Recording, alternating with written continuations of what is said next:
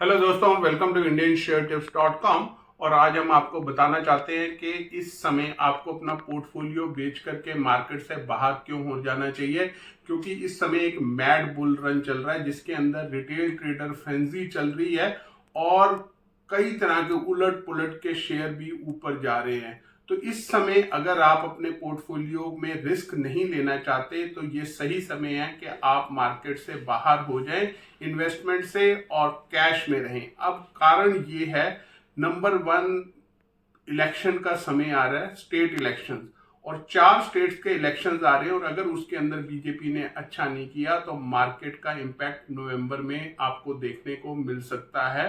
दूसरा, इस समय रिटेल फ्रेंजी इतनी ज्यादा है कि एसएमई स्पेस के अंदर एक यामा शोरूम का 12 करोड़ का आईपीओ में बहुत सारे लोगों ने आईपीओ में इन्वेस्ट किया। और सिमिलरली एक अभी पैकेजिंग इंडस्ट्री का आईपीओ आया जिसका ऑफिस इतना गंदा देखने में है कि समझ नहीं आता कि उसने आईपीओ लाने से पहले क्या कोई तैयारी नहीं किया था, और वो पूरा सोशल मीडिया पे वायरल हो रहा है। तो ये चीजें दर्शाता है कि रिटेल ट्रेडर दबादब पैसे डालने में लगा हुआ है, जिसके कारण ये बुल रन चल रहा है। और बुल रन की खासियत ये होती है कि उसके अंदर गलत तरीके के शेयर भी आपको देखने को मिल सकते हैं कि वो ऊपर बढ़ रहे हो।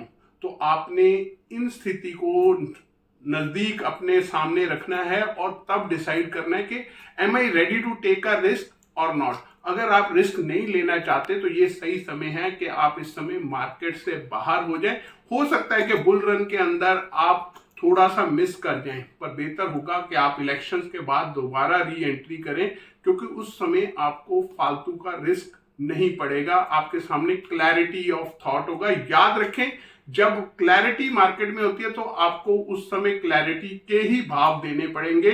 तो इस चीज को आप ध्यान रखें और याद रखें कि जब बहुत सारे लोग मार्केट के अंदर एंटर होने लग जाते हैं ये सोच करके कि वो अमीर बन जाएंगे स्टॉक मार्केट का, तब आपको याद रखें कि all people can't be rich at the same time. एक माइनॉरिटी ही रिच बनता है स्टॉक मार्केट से, सारे के सारे लोग रिच नहीं बन सकते। तो जब हम आपको बोल रहे हैं कि ये सही समय है मार्केट से बाहर निकलने का, और हमने भी अपना पोर्टफोलियो इनकैश कर लिया है क्योंकि हमारा ये मानना है कि हमें रिस्क नहीं लेना इस समय।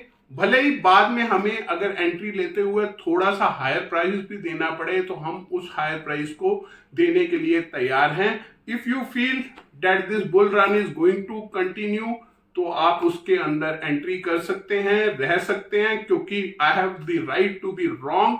पर हमारा एम यही है कि हमारा कैपिटल सुरक्षित होना चाहिए और उसके ऊपर हमें कांस्टेंट अपग्रेडेशन मिलना चाहिए। दूसरी चीज है कि जब भी थीमेटिक फंड्स लॉन्च होते हैं, जैसे कि इस समय डिफेंस स्टॉक्स के अंदर बहुत ही तेजी देखने को मिली है, तो आपने ये देखना है कि थीमेटिक फंड जब म्यूचुअल फंड्स के तौर पे लॉन्च करते हैं तो उस समय ये समझ में आ जाना चाहिए कि ये वाले सेक्टर्स में कभी भी नरमी आ सकती है, क्योंकि डिफेंस स्टॉक्स जो भाग रहे हैं वो इसलिए भाग रहे हैं कि उनको दिखाई दे रहा है कि इनको ऑर्डर मिला है, पर वो ऑर्डर कभी भी गवर्नमेंट कैंसिल कर सकती है। और याद रखिएगा, इस समय नरेंद्र मोदी की जो तीसरे बार जब आए हैं तो उनके पास 2 फूफा जी हैं।